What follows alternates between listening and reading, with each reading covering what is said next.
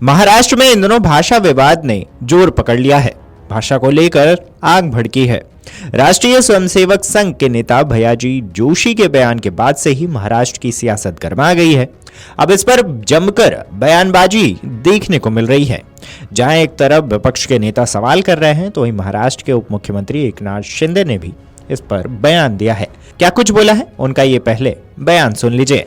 दे दी है, लेकिन फिर भी इस पर राजनीति हो रही है। कुछ लोग भैयाजी जोशी जी ने जो वक्तव्य किया था उसके बारे में उन्होंने स्पष्टीकरण दिया है, और मैं भी यही कहता हूँ, महाराष्ट्र में मराठी भाषा यही प्रथम भाषा, मराठी हमारी माय बोली है, मराठी में हम बोलते हैं। मराठी भाषा को अभिजात भाषा का दर्जा मिलना चाहिए, इसलिए हमने आदरणीय प्रधानमंत्री जी से मांग की। प्रधानमंत्री जी ने मराठी भाषा को अभिजात भाषा का दर्जा दिया, इसलिए उनका अभिनंदन भी हम लोगों ने किया, महाराष्ट्र सरकार ने किया।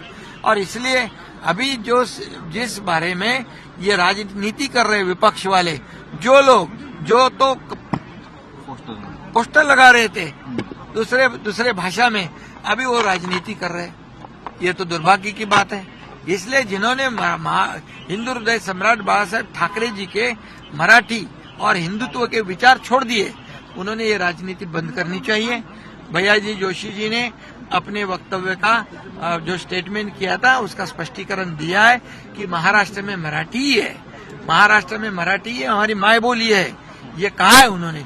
अभी विपक्ष से मेरी मांग है या विनती है कि उन्होंने अभी ये मराठी के ऊपर राजकारण करना, राजनीति करना बंद करें। बता दें कि इसी बीच शिवसेना यूबीटी प्रमुख उद्धव ठाकरे ने भी उन पर निशाना साधा है। मीडिया रिपोर्ट्स की माने तो शिवसेना के सोशल मीडिया पेज के वीडियो में उन्होंने भाजपा और राष्ट्रीय स्वयंसेवक संघ पर मुंबई को विभाजित करने की साजिश रचने का आरोप लगा दिया है। मीडिया रिपोर्ट्स की माने तो इसके अलावा बीजेपी के नेताओं पर भी निशाना साधते हुए कहा कि कुछ लोग खुद को पूरे ब्रह्मांड का ज्ञाता समझते हैं।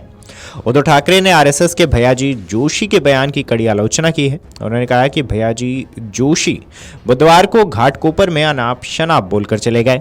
पहले ये हिंदू मुस्लिम विवाद खड़ा करते थे, अब ये मराठी के बीच विवाद पैदा करने की कोशिश कर रहे हैं। उन्होंने चुनौती दी है कि अगर भैयाजी जोशी में हिम्मत है तो वह कर्नाटक, तमिलनाडु या पश्चिम बंगाल में जाकर ऐसे बयान दें और देखें कि वहां से सुरक्षित लौट सकते हैं या नहीं। इसके आगे उद्धव ठाकरे ने सवाल उठाया कि क्या मुंबई के वार्डों को भाषाई आधार पर पुनर्गठित करने की साजिश हो रही है, ठीक वैसे ही जैसे राज्यों का पुनर्गठन हुआ था। यह एक विकृत मानसिकता को दर्शाता है जो धीरे धीरे सत्ता पर कब्जा जमाने की कोशिश कर रही है। शिवसेना यूबीटी प्रमुख ने मुख्यमंत्री देवेंद्र फडणवीस पर भी निशाना साधते हुए कहा कि मुख्यमंत्री भी भैयाजी जोशी की तरह एक छोटी मानसिकता के व्यक्ति हैं। इस बात को खुलकर कहा जाना चाहिए, नहीं तो भैयाजी जोशी के खिलाफ देशद्रोह का मुकदमा दर्ज किया जाना चाहिए। उन्होंने याद दिलाया कि उनके मुख्यमंत्री रहते हुए महाराष्ट्र में मराठी भाषा को अनिवार्य करने का कानून लाया गया था। उन्होंने सरकार से इस मुद्दे पर सख्त कार्रवाई की मांग करते हुए कहा कि अगर समय पर कदम नहीं उठाया गया तो साफ हो जाएगा कि यह सब आरएसएस की एक सुनियोजित साजिश है। भाजपा और आरएसएस का एक खास पैटर्न है, पहले वे एक छोटे प्यादे को आगे बढ़ाते हैं, जब वह बड़ा हो जाता है तो उसे अपने कंधे पर उठा लेते हैं। उद्धव ठाकरे ने कहा कि मराठी को अधिकार दिलाना किसी पर उपकार नहीं था। उन्होंने भाजपा पर निशाना साधते हुए कहा, भले ही भाजपा को मराठी भाषा की परवाह न हो, लेकिन ब्रिटिश भी इस भाषा का सम्मान करते थे। सरकार को चेतावनी देते हुए उन्होंने कहा कि मुंबई को 280 मराठी लोगों के बलिदान से सुरक्षित किया गया था। यह मराठी लोगों की कमाई हुई धरती है। ठाकरे ने आरएसएस पर हमला बोलते हुए कहा कि जब भी मुंबई पर कोई संकट आया है, हम सभी एकजुट हुए हैं। हमने हिंदू बनकर सभी की रक्षा की है, लेकिन ये लोग समाज में भेदभाव और विभाजन पैदा करते हैं। बहरहाल सोशल मीडिया पर आरएसएस नेता के बयान के वायरल होने पर अब उन्होंने सफाई दी है। क्या कुछ बोला है, पहले उनका ये बयान सुन लीजिए। विरोधी पक्ष के लोग काफी आक्रामक हैं आपके ऊपर, तो ये बार बार कह रहे हैं कि मराठी होते हुए भी आप मराठी भाषा को महाराष्ट्र में या मुंबई में ना जानना, इससे काम चल जाएगा, कैसे कह सकते हैं?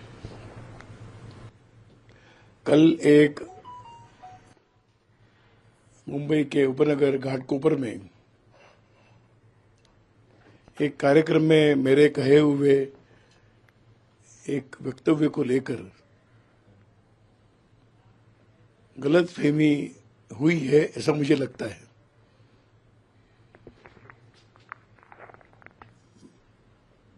ये सवाल ही नहीं उठता कि मुंबई की भाषा मराठी नहीं है। महाराष्ट्र की भाषा मराठी है, मुंबई महाराष्ट्र में है और स्वाभाविक रूप से मुंबई की भाषा मराठी है। भारत में ऐसे विविध भाषाएं बोली जाती है। भारत इसके लिए अपने आप में विशेष है। मुंबई में भी विविध भाषी लोग रहते ही हैं, इसलिए स्वाभाविक रूप से अपेक्षा रहती है कि वो भी आकर यहाँ पर मराठी सीखे, मराठी समझे, मराठी पढ़े। इसका आग्रह रहना ही चाहिए, क्योंकि हर एक राज्य की अपनी वो एक पहचान है। मैं समझता हूं कि यह एक सह अस्तित्व का बहुत बड़ा उदाहरण है कि भारत में इतने विविध भाषा बोलने वाले लोग एक साथ रहकर परस्पर सहयोग करते हुए चलते हैं। मैं समझता हूं कि मुंबई भी उसका एक आदर्श उदाहरण है, परंतु स्वाभाविक रूप से अपेक्षा है कि मुंबई में आया हुआ व्यक्ति मराठी समझे, मराठी बोले, मराठी सीखे, मराठी पढ़े। यही सब अपेक्षा है। इससे अधिक मुझे और कुछ कहना नाही आहे। सर, काल ज्या प्रकारे तुमचं वक्तव्य झालं त्यानंतर विपक्षांनी तुमच्यावर आक्रमक होऊन तुमच्यावर काही आक्षेप केले मराठी भाषेसंदर्भात। तुम्ही काही स्पष्टीकरण देणार आहात? तुमचं कालचं जे स्टेटमेंट होतं आणि त्याचे काही लोकांनी गैरसमज झालेली आहे का त्याच्याबद्दल? मुझे लगता है कि मैंने इतना जो कहा वो उतना पर्याप्त है और इससे अधिक कुछ कहने की आवश्यकता नहीं। मराठी भाषा के संदर्भ में मैं स्वयं मराठी भाषी हूँ, मेरी मातृभाषा मराठी है, तो मराठी के प्रति स्वाभिमान मेरे अंतःकरण में भी है। लेकिन मैं सभी भाषाओं के सह अस्तित्व का भी हम सम्मान करते हैं और मुझे लगता है कि पूरे विश्व में भारत ने एक अनूठा उदाहरण प्रस्तुत किया है। इसको हम उसी दृष्टि से देखें, इतना ही मेरा सबसे निवेदन है। वहीं महाराष्ट्र के सियासी वार पर आपकी क्या राय है, हमें कमेंट करके जरूर बताएं। Video desk amarujala.com। अगर आप ये वीडियो YouTube पर देख रहे हैं तो हमारे चैनल को सब्सक्राइब कर बेल आइकन दबाएं और Facebook पर देख रहे हैं तो हमारे पेज को लाइक करें। 8 मिलियन प्लस सब्सक्राइबर, आपके इस भरोसे के लिए बहुत धन्यवाद।